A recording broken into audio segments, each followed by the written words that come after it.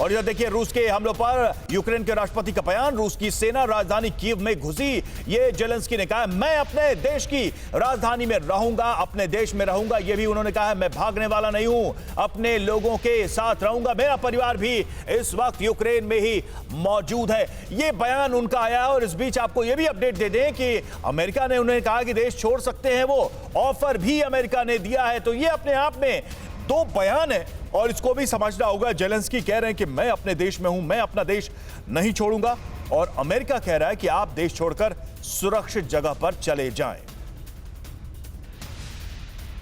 तो लगातार अपडेट्स।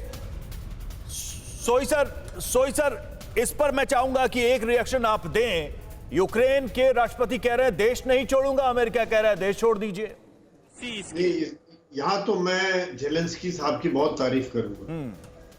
जो एक लीडर को जो कहना चाहिए, जो करना चाहिए, वो कर रहे हैं। अगर वो चले गए तो समझिए एक सेकंड नहीं लगेगा, 1 मिनट नहीं लगेगा देश की सेना को सरेंडर करने में और बाकी लोगों को मोराल छोड़ने में। तो लीडर के लिए मैं इस यहाँ पर बिल्कुल एज ए लीडर, मैं सेना में लीडर रहा हूं, ये बहुत बड़ा स्टेटमेंट है, बहुत बड़ा उनका कथन है। और वो अमेरिका कहने के बावजूद भी अगर वो रह रहे हैं, ये बहुत अच्छी बात है जी। लेकिन वॉरफेयर की अगर बात करें, सोई सर वॉरफेयर की बात करें तो कुछ चीजें आप समझाइएगा। मैं आता हूं आपके पास। और देखिए यूक्रेन के राष्ट्रपति का पुतिन पर बड़ा आरोप है, वो भी हम आपको बता दें। दुश्मन ने मुझे टारगेट नंबर 1 बनाया है, ये जेलेंस्की ने कहा। उनका बयान हम आपको बता रहे हैं। मेरा परिवार दुश्मन का टारगेट नंबर 2 है, यानी कि पहले वो मुझे खत्म करेंगे, फिर वो मेरे परिवार को खत्म करेंगे, ये जेलेंस्की कह रहे हैं। रूस मुझे मारकर यूक्रेन को तबाह करना चाहता है। और इस बात पर उन्होंने अभी भी अपनी बात रखी है कि मैं फिर भी देश नहीं छोड़ूंगा, मैं फिर भी यहां पर मौजूद है। सोई सर, ये जो हम समझने की कोशिश कर रहे थे, आप जो बात कह रहे थे कि आप कह रहे थे कि ये बहुत अच्छा जेस्चर है, ये होना चाहिए एक लीडरशिप में। लेकिन मैं आपसे ये समझना चाहता हूं मॉडर्न वॉरफेयर के हिसाब से कि ये जो यूक्रेन है, ये जो रूस है, इनके जो बॉर्डर लगे हुए हैं, क्या लॉन्ग टर्म में एक पड़ोसी देश पर इस तरीके से रिलेशंस को रूस हेल्दी वे में रख पाएगा? उसने अटैक किया है, उसने एग्रेशन दिखाया है, उसने इस तरीके से रूस की यूक्रेन की एक बनी बनाई कंट्री को डिस्ट्रॉय करने की कोशिश की है। पड़ोसियों से ऐसे संबंध क्या रूस के लिए लंबे समय तक क्या बेहतर रहेंगे? यहाँ पर जो रूस का स्टेटमेंट रहा है, जो पुतिन साहब के स्टेटमेंट रहे हैं, उन्होंने कहा है कि ये मेरी सिक्योरिटी के लिए, देश की, रशिया की सिक्योरिटी के लिए खतरा हो रहा था, जिस प्रकार से यूक्रेन नेटो ज्वाइन कर रहा था। तो ये उन्होंने एक तरह से अपनी सुरक्षा को बनाए रखने के लिए कार्रवाई की है, जिसको कहते हैं प्रोएक्टिव एक्शन, या इससे पहले वो नेटो ज्वाइन करे, अमेरिका और नेटो की मिसाइल्स वहां पर डिप्लॉय हो जाए, उनके एयरक्राफ्ट डिप्लॉय हो जाए, उनके सर्विलियंस सिस्टम वहां डिप्लॉय हो जाए, उसके पहले इसको जड़ से खत्म कर दूं, मैं ये नहीं होने दूंगा। और जिसको कहते हैं प्रोएक्टिव एक्शन, ये रशिया ने जो स्टेटमेंट, जो उनका स्टैंड रहा है कि ये हमारे बहुत जरूरी है, हमारी सुरक्षा के लिए जरूरी है।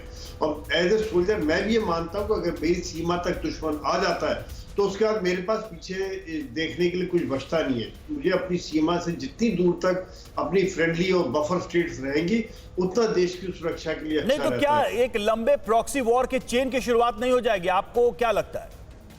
हो सकता है जो नेटो कंट्रीज और अमेरिका ये कोशिश करें कि जिस प्रकार से रशिया ईस्ट यूरोप, यूक्रेन में सेपरेटिस्ट को बढ़ावा दे रहा था, तो वहां के कुछ सेपरेटिस्ट को बढ़ावा दे।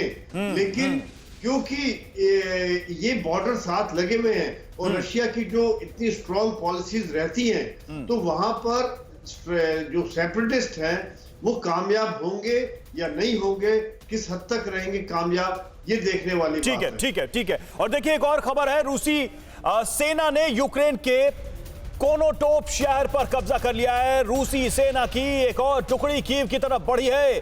सूमी के गवर्नर ने कहा रूस की सेना ने हमें घेर लिया है। सूमी के गवर्नर का हम बयान आपको बता रहे हैं। उन्होंने कहा कि रशियन आर्मी ने हमें चारों तरफ से घेर लिया है। तो देखिए अलग अलग शहरों से किस तरह की खबरें आ रही हैं। जिस तरह से रूस का ये अटैक है, अलग अलग शहरों पर एक एक करके वहां से खबरें भी आ रही हैं, तस्वीरें भी आ रही हैं। सूमी की तस्वीरें हम आपको दिखा रहे हैं और वहां से वहां के गवर्नर का बयान भी आपको सुना रहे। गवर्नर ने साफ कहा है कि हमें रशियन आर्मी ने घेर लिया है।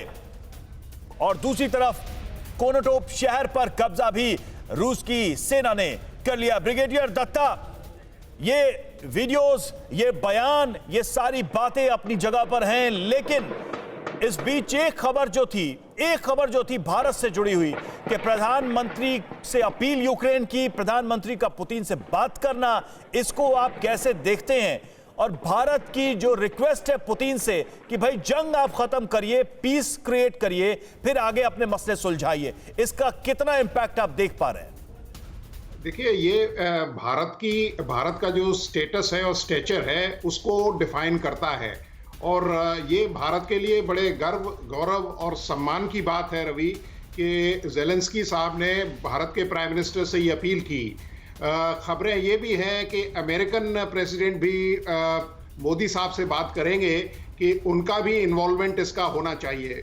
भारत, इसमें कोई शक नहीं, एक रीजनल पावर है, और भारत का जो फुटप्रिंट है, चाहे वो बैनुल-अक़वामी स्तर पे हो, चाहे वो रीजनल लेवल पे हो, एक बड़ा इम्प्रेशनेबल फुटप्रिंट है।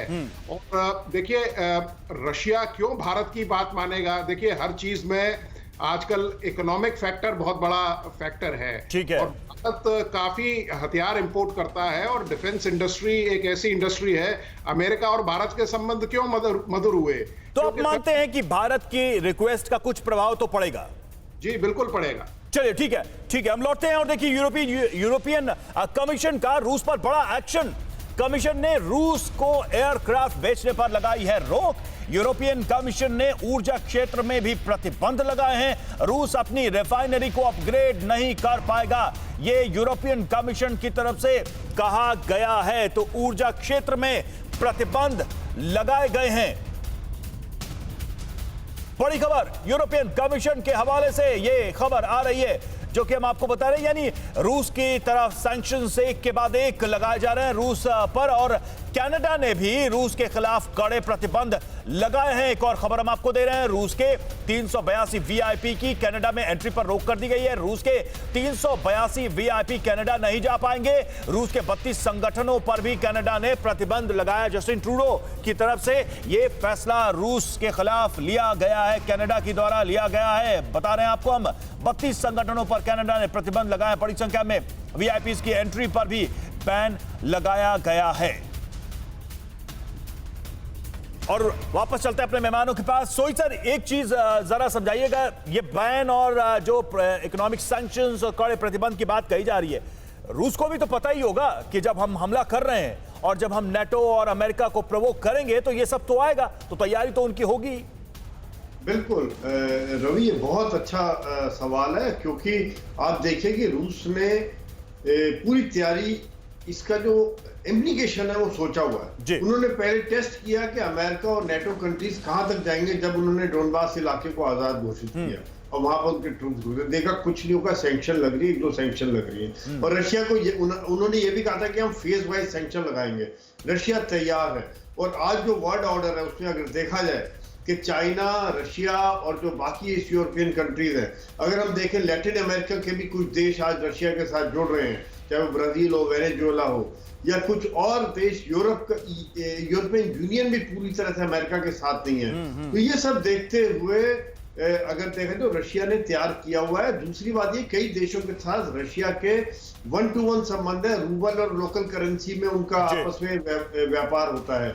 और चाइना के साथ जो उनका ट्रेड रिलेशन है, चाइना जिस प्रकार से साथ खड़ा हुआ है, ऐसा नहीं है कि रशिया के ऊपर असर नहीं पड़ेगा। जैसा अभी आपने बताया, एनर्जी सेक्टर के टेक्नोलॉजी नहीं मिलेंगे, एयरक्राफ्ट नहीं मिलेंगे, रशिया की इकोनॉमी पे असर जरूर पड़ेगा, जो पहले से ही काफी टाइट थी।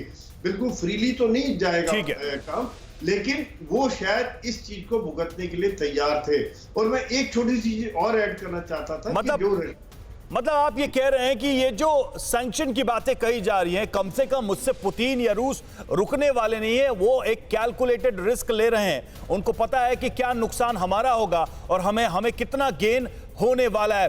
बहुत बहुत शुक्रिया आप दोनों का हमसे जुड़ने के लिए, हमसे बातचीत करने के लिए, इन सवालों पर चर्चा करने के लिए।